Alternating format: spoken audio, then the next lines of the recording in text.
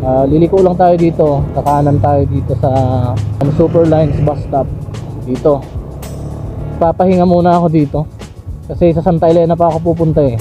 Grabe palusong oh. Dito muna ako mag-yosi. Pahinga muna, baka mag-overheat ang motor natin. Wala pa naman tong coolant, cooled lang.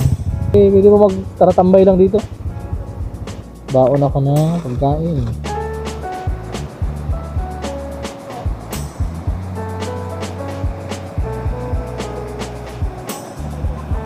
May mga cottage din dito.